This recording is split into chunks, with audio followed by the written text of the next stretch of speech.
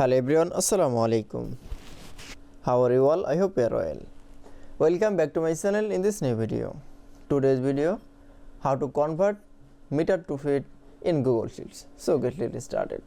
At first open your Google Sheets document. In this video, I will show convert meter to feet.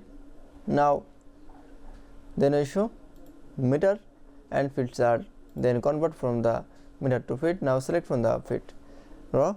Now keyboard press from the equal, then type from the convert.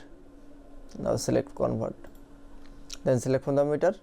Now press from comma, then press double quotation, press from the meter, again double quotation, again comma, again double quotation, feet ft, again double quotation. Now close the first bracket, then press from enter.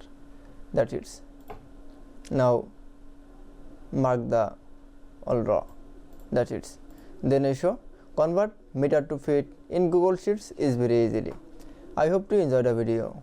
Please like, comment, share and subscribe my channel. Thanks for watching.